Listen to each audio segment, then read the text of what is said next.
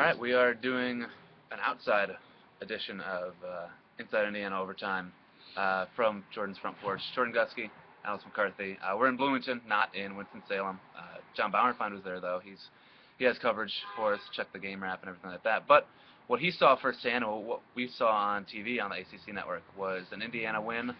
Their fourth to start the season, first time since 1990. Indiana's been 4-0. 31-24, Indiana beats Wake Forest. It didn't really feel that close because Indiana really kind of dominated the first three. Well, I don't know about dominated, but they built a pretty good cushion for the first like 3.5 quarters, and then the last couple drives, the defense didn't look great. But up until that, the defense was playing well against a Wake Forest offense that, quite frankly, isn't that great. And what you're writing about, and really one of the big storylines of this game, was how much pressure they got on Hinton, Wake Forest's quarterback, and how much time they spent in the backfield, basically. Yeah, it was huge. And it was mostly a four-man rush most of the game. Hinton was either flushed out of the pocket or hit or backed up against an offensive lineman most of the time. He threw 27 incompletions. You're smiling.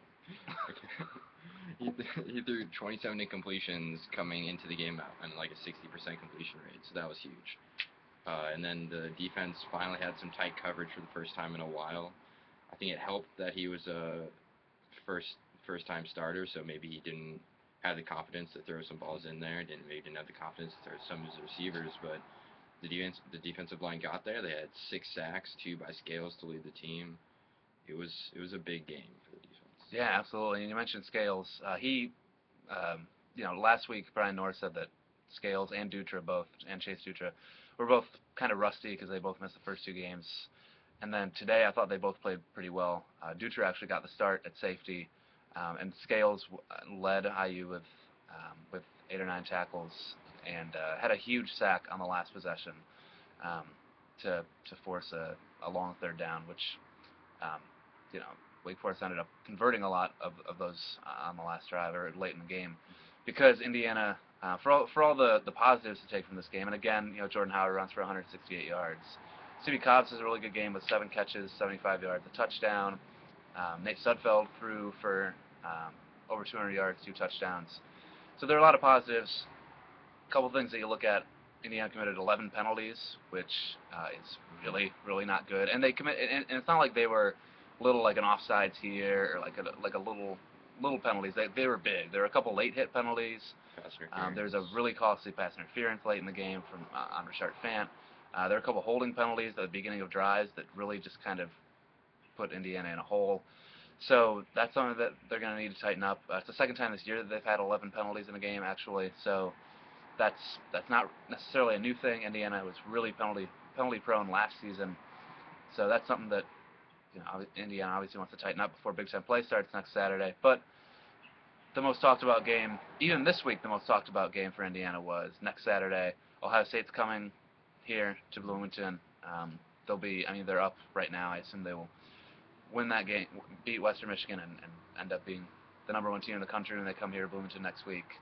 Big matchup, game day implications and all that stuff. We'll see if that actually happens. It's still kind of a long shot. I would still expect Notre Dame and Clemson. But either way, Indiana heads into Big Ten play undefeated, 4-0. I guess, Jordan, what are you kind of looking for in the future for this team? I guess, what are some positive things you've seen? What are some things you still want to see them kind of improve on, shore up? Right. Well, first off, just keep giving the ball to Howard and Redding. Yeah. Just keep it on the ground. Sudfeld, obviously he's an NFL prospect, but you've got to keep giving the ball to Howard and Redding. They're consistent all the time, and they just keep getting the ball done. And then on defense, you got to play like you did in the first half today. That was truly pretty much a dominating performance in the first half. If they can keep that going, it's not like Ohio State's invincible. They had problems against Northern Illinois. I think there are problems today already, not really bringing out to a big lead. So they can do it. If you get pressure on Cardell Jones or J.T. Barrett or even Braxton Miller, if he's back there, they've shown they can make mistakes. Cardell Jones didn't have the best game last week, so hasn't looked great. If you keep getting pressure on the quarterback, you keep giving the ball on the ground, you keep the ball in your hands so the other team can't have the ball and they can't score.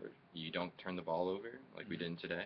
it works out. Yeah, exactly. If Indiana keeps winning the turnover battle, and like you said, if they keep it on the ground, if they keep dominating time of possession like they have the last couple games, that goes a long way, especially on the defensive side as well, just keeping your defense fresh.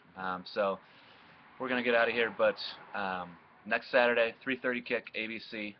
Assuming that Indiana doesn't get College Game Day, we'll be there. Obviously, the most anticipated game of the year for Indiana, starting Big Ten play.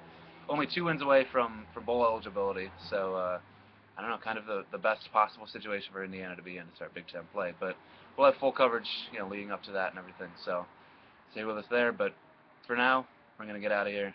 Jordan Gusky, Alex McCarthy. Thanks for watching.